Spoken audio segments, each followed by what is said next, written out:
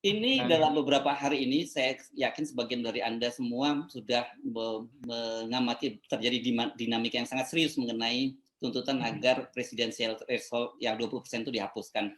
Dan hari ini saya sangat beruntung karena ada sejumlah narasumber yang memang secara gigih memperjuangkan PT 0% ini. Yang pertama adalah Jenderal TNI Purnawirawan Gatot Nurmantio. Sehat-sehat ya Pak Gatot ya? Alhamdulillah. Ya. Oke. Assalamualaikum warahmatullahi wabarakatuh. Ya Bang Harso, memang banyak sekali pertanyaan-pertanyaan yang sampaikan kepada saya.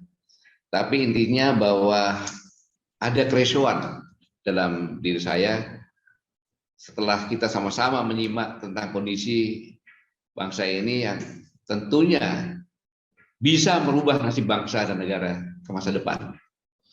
Dan pasti berkaitan dengan nasib anak cucu kita sebagai anak bangsa.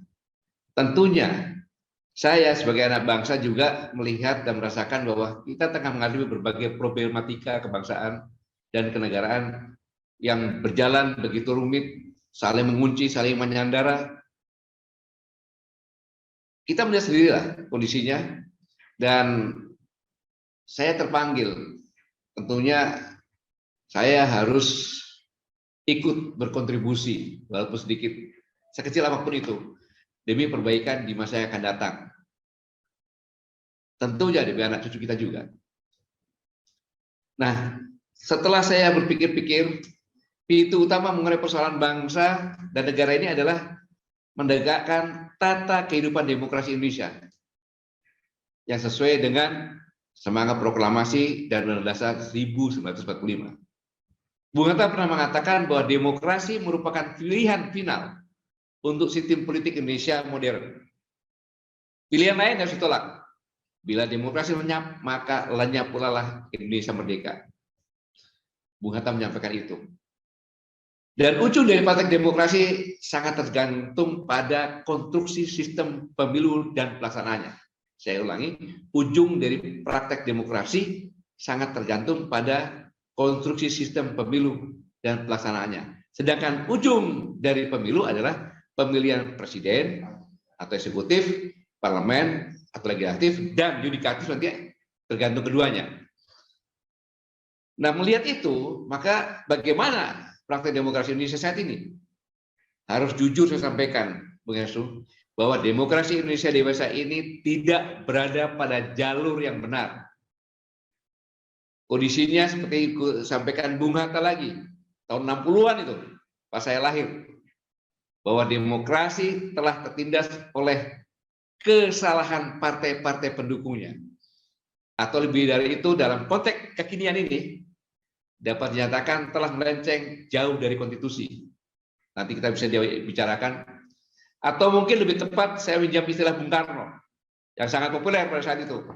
Be very, very close. Kondisi yang penuh bahaya. Waduh, ini tahun tuh, ya, very koloso. Wah, iya, kondisi yang penuh bahaya. Ya, kalau tidak diringankan, kondisi yang sudah nyerempet bahaya lah, kira-kira. Nah, dalam prakteknya, demokrasi kita itu lebih liberal dari bapaknya demokrasi Amerika. Kita jumlah penduduknya sangat besar, menjalankan pemilihan langsung secara serentak. Luar biasa. Padahal secara logis, proses tahapan pemilihan akan menentukan corak, sistem, dan bentuk pemerintahan. Contohnya, apabila pemilihan presiden lebih awal, baru legislatif, maka itu adalah presidensial, kan gitu. Tapi kalau parlemen duluan, baru presiden, yaitu parlementer. Tetapi kita campur aduk, tidak jelas, tentu melahirkan sistem pemerintahan dan politik yang tidak berjalan secara efektif dan efisien. Nanti bisa kita buktikan. Jadi singkatnya, praktek demokrasi telah mengkhianati prinsip dasar berdemokrasi, yaitu trias politika. Bayangkan, presiden hari ini tidak dikontrol oleh MPR, semaunya sendiri. Sedangkan DPM atau perwakilan kumpulan parpol yang jelas telah dilucuti kewenangannya dan hak konstitusionalnya lewat Undang-Undang Nomor 2 Tahun 2020. Ya, sekarang DPR berdiam diri karena bergabung dalam koalisi kabinet yang gemuk, sehingga dukungan DPR pada presiden hari ini mencapai 82%. apa yang diharapkan dengan DPR seperti ini, fungsi dari check and balance-nya? Nggak akan. Praktek demokrasi yang sangat buruk diwarnai juga oleh politik biaya mahal. Ketetapan threshold, ambang batas dalam pemilihan legislatif dan eksekutif di seluruh tingkatan. Di seluruh tingkatan. Sedangkan yudikatif ditentukan oleh eksekutif dan legislatif. Maka terjeratlah biaya tinggi. Inilah sebenarnya menimbulkan kekuatan yang sama-sama punya kepentingan untuk melanggengkan dominasi ekonomi dan kekuasaan, yang itu yang kita sebut oligarki. Dan kondisi semakin parah, negara dijalankan dengan semau-maunya. DPR terlibat dengan persekongkolan yang jahat dalam menerapkan undang-undang. Jelas melanggar konstitusi dan merugikan rakyat. Buktinya pembatalan Undang-Undang Omnibus Law Ciptaker oleh Mahkamah Konstitusi belum lama ini. Itu salah satu buktinya. Kekacauan pelaksanaan pengelolaan negara juga terjadi di DPR belum lama ini. Sama-sama kita saksikan. Badan Legislasi DPR merubah peraturan DPR nomor 1 tahun 2020 tentang tata tertib DPR hanya demi memberikan landasan hukum bagi penetapan panitia khusus rancangan undang-undang ibu kota negara. Tidak taat asas dalam menjalankan konstitusi. Hal ini sangat tidak pantas dilakukan oleh pemerintah setingkat RT pun nggak pantas. Ugal-ugal karena dilakukan oleh lembaga tinggi negara yang terhormat, Dewan Perwakilan Rakyat. Lebih parah lagi, para penyelenggara negara juga telah meninggalkan semangat dan nilai-nilai pengelolaan negara yang jujur dan bertanggung jawab. Berbagai penyimpangan, penyalahgunaan kekuasaan, abuse of power, menjual pengaruh, sangat memperhatikan. Tidak lagi berpegang pada landasan moral dalam pengelolaan negara. Mereka merasa sangat berkuasa, ponggah dan seolah tak berdosa, memakan dan mengambil untung dalam pengelolaan wabah. Bayangkan pada saat masyarakat berjuang mati-matian antara hidup dan mati menghadapi COVID, kemudian terhimpit ekonomi, tapi pemerintah dalam ini Menteri Sosial mengkorupsi dana sosial tersebut. Lebih parah lagi, pemerintah telah memanfaatkan segala macam tentang pandemi untuk kepentingan kekuasaan, bukan untuk kepentingan rakyat. Bayangkan, penetapan PCR, harga PCR itu dalam sidang kabinet terbatas. Ini kan jelas sesungguhnya kondisi seperti ini bagi pengelola negara yang telah menabrak konstitusi dan menyandang catat moral pengelola negara, maka sejatinya mereka tidak lagi memiliki kekuatan apapun sebagai penyelenggara negara karena telah jatuh martabatnya. Nah, kemunduran ini terbukti, Bu Hersu. Dampaknya luar biasa dalam kehidupan bangsa dan negara. Indeks demokrasi kita saat ini terburuk sepanjang 14 tahun. Terakhir jatuh di level 6,30 di bawah negara-negara ASEAN lainnya.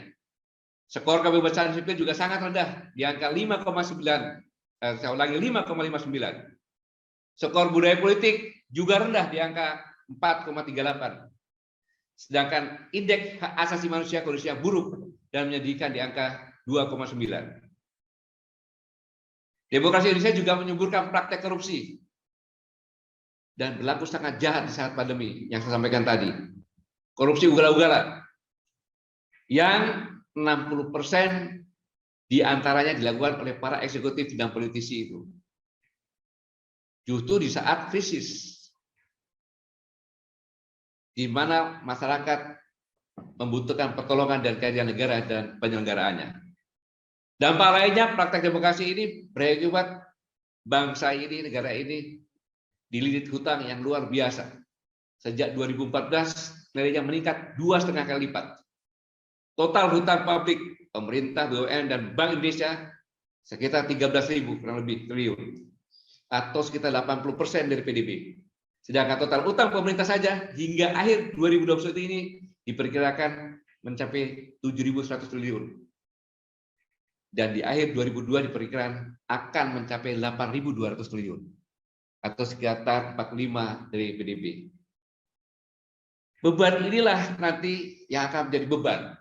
Nanti ahli ekonomi akan menyampaikan Dan ini BPK pun telah memberikan peringatan keras kepada pemerintah tentang tingginya utang dan kemampuan membayar utang. Kondisi ini sangat serius sebagai sebuah ancaman runtuhnya perekonomian nasional yang akan menjadi beban bagi beberapa generasi mendatang. Ya, anaknya Bang Hersu, bahkan dari cucunya. Nah, demokrasi ini yang katanya mensejahterakan rakyat, justru pengangguran pada Agustus 2021 mencapai 9,1 juta. Dengan pengangguran 9,1 juta, maka berdampak pada jumlah penduduk miskin. Pada Maret 2021 sudah 27,54 juta orang. Kondisi seperti ini lebih berbahaya lagi karena Gini rasionya sebesar 0,384. Ya, ini peningkatan Gini rasio yang sangat tinggi. Kesenjangan sosial makin lebar sehingga mengancam stabilitas sosial dan masyarakat. Tetapi di sisi lain, meningkatnya jumlah orang kaya dari tahun 2019 ke tahun 2020, pas lagi COVID, jumlah orang kaya berpenghasilan 1 juta US dollar lebih per tahun ini, naik sebesar 62%. Bahkan jumlah orang yang super kaya dengan pendapatan lebih dari 100 juta US dollar per tahun, naik sekitar 22%. Berbanding terbaik dengan jumlah orang yang sangat miskin, naik jumlah yang signifikan. Seperti yang sampaikan lagi, sehingga Gini rasio telah naik 6,578%. Artinya Indonesia pada peringkat ke-9 terjelek dari 135 negara lainnya. Di tengah kondisi seperti ini, KPK juga mengungkapkan bahwa berdasarkan analis terhadap laporan harta kekayaan penyelenggara negara LHKPN pada periode 2019-2020 diketahui bahwa 70% harta penyelenggara negara atau pejabat negara telah meningkat drastis selama pandemi COVID-19. Perekonomian nasional yang sepertinya dikelola untuk kepentingan kesejahteraan rakyat justru untuk konglomerasi, bahkan untuk asing. Cabang-cabang vital untuk rakyat pun seperti perumahan, pangan, kesehatan, energi, air, tambang, dan infrastruktur sebagian besar dikuasai oleh konglomerat dan asing. Ya, ini yang berbahaya. Seperti jauh panggang dari api, sebagai cita dan tujuan bangsa dan negara. Akumulasi ini, kita ini melihat masyarakat, mereka ini dihimpit ekonomi dan bersaing dalam ruang ekonomi yang sempit karena PPKM. Jadi sangat kontras sekali. Sehingga melahirkan bahwa petani hari ini justru dihancurkan oleh impor pangan. Harapan petani selesai. Pada saat di tengah pupuk sulit, harga komoditas pertanian terus menurun, kan aneh. Indonesia sebagai negara agraris pangan seperti beras, cabai, gula, sapi, terigu, bawang putih, susu, bahkan garam pun harus impor. Nelayan kecil pun sulit mencari solar. Karena mahal lagi, ada aturan zona lagi. Jadi kita menghadapi masalah sosial yang serius, ditimpa lagi dengan terganggunya harmoni kohesivitas sosial, terbelah. Sehingga berbahayanya bahwa bangsa ini persatuan sudah tidak ada atau terpecah, harapan bagi semua golongan sudah tidak ada. Sangat berbahaya ini. Ya. Okay. Akumulasi ini ternyata bahwa ambang batas yang 20% ini melanggar Pancasila. Kemanusiaan adil dan beradab, tidak bersikap adil. Ya kan? Itu DPD juga tidak adil dengan DPR. DPR 20%, DPD nggak ada itu. Ya kan? Ada partai yang dulunya dipilih, tiba-tiba sekarang dia bisa tidak ikut. Kan tidak adil. Kemudian persatuan melanggar sila ketiga persatuan juga. Kemudian keempatnya juga musyawarah mufakat. Bagaimana bisa mewujudkan keadilan sosial bagi seluruh rakyat Indonesia? Ya. Jadi Pancasila dilanggar. Padahal berdasarkan Undang-Undang Dasar 1945 dan pembukaannya itu mengatakan bahwa berdasarkan ya ketuhanan yang maha esa dan sebagainya.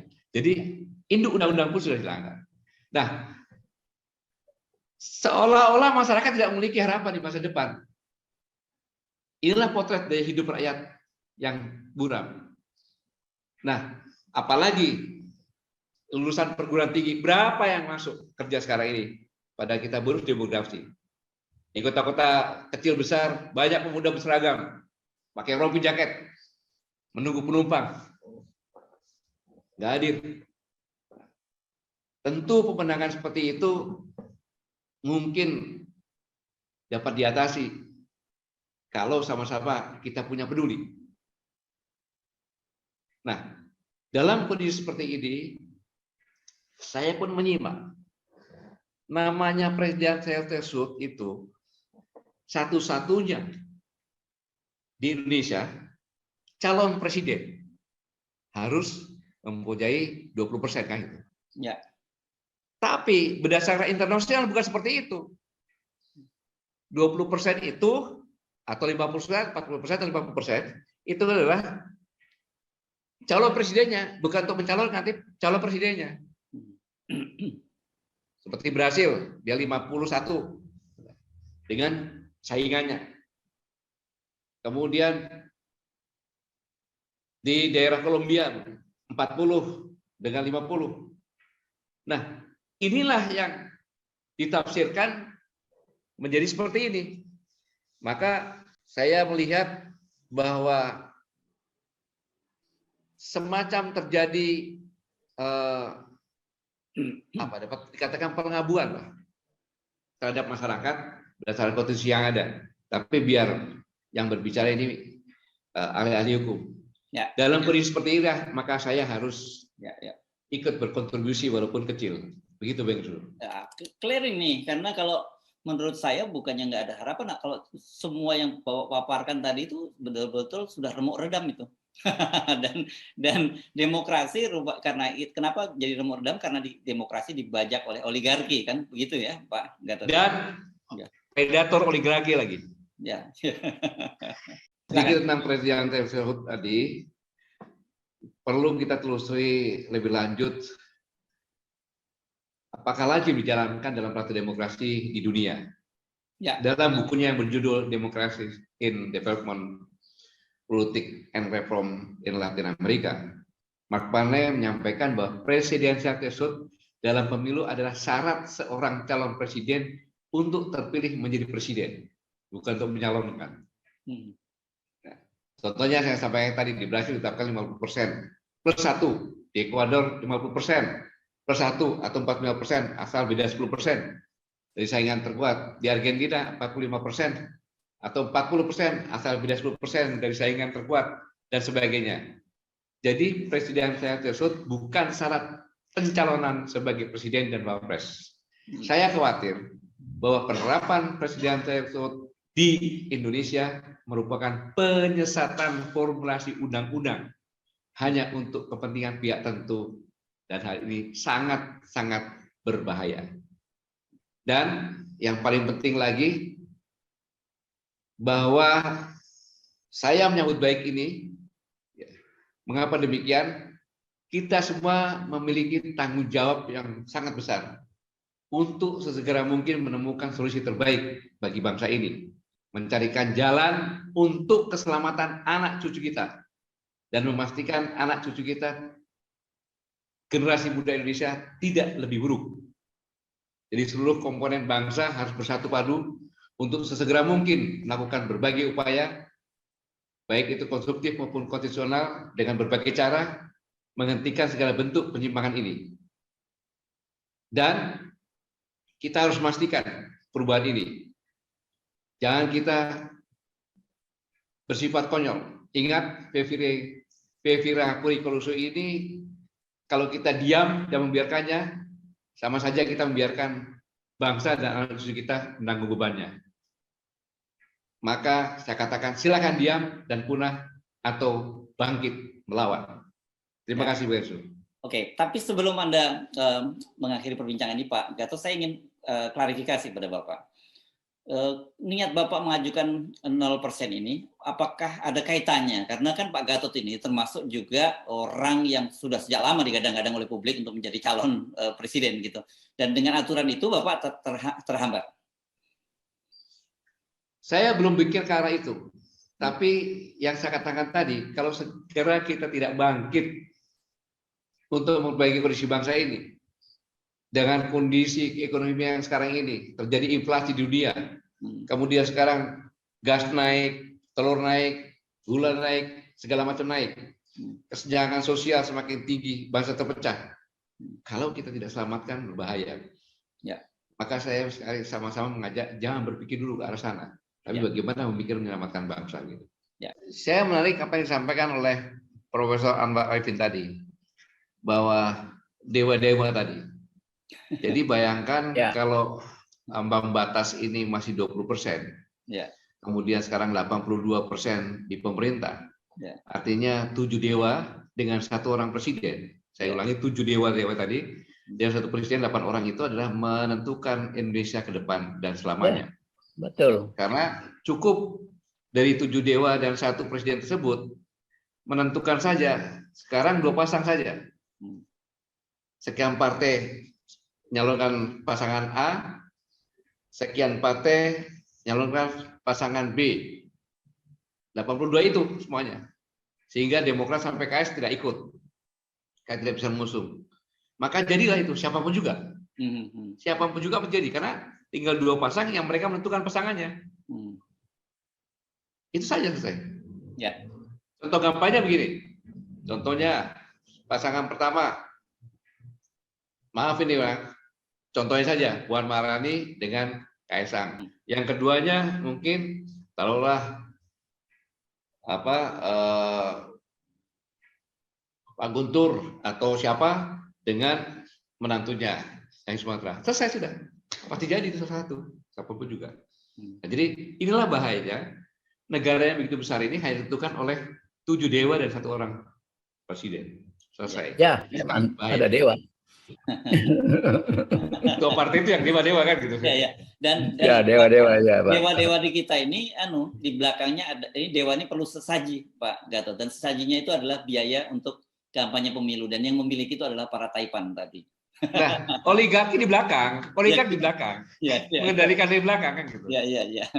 Oke, betapa mengerikan. Jadi betapa praktek politik kita hari ini mengerikan, bahwa betul kita ini sekarang ada pemilu, ada pilpres, tapi sebenarnya rakyat itu mereka cuma diperlukan sebagai stempel saja bahwa demokrasi sedang berjalan. Padahal sebenarnya siapa yang akan menjadi presiden, siapa yang menjadi ketua MPR, ketua DPR, dan sebagainya sudah ditentukan oleh para dewa-dewa dan oligarki tadi. Terima kasih Pak Gatot Nurmantio. Semoga saja ini bisa mencerahkan pada masyarakat, dan jangan lupa bahwa kita ini perlu sekali dukungan dari publik. Jadi ada yang berjuang melalui Mahkamah Konstitusi, itu baik teman-teman yang mengajukan judicial review perorangan DPD maupun dari partai politik, tapi juga ada publik opini, yakni dari rakyat yang harus memberikan keyakinan kepada para majelis hakim di Mahkamah Konstitusi ini untuk menyadari betapa pentingnya ini untuk melakukan perubahan-perubahan. Kan kalau kita lihat legal standing-nya dalam Omnibus Law kemarin sudah 4 dari 9 ya Pak Gatot ya. Tinggal perlu 1 orang lagi hakim Mahkamah Konstitusi itu bergeser, jadi barang itu. Dan kira-kira gitu ya. Kembali kita doakan mudah-mudahan akal sehat muncul di Mahkamah Konstitusi. Assalamualaikum warahmatullahi wabarakatuh.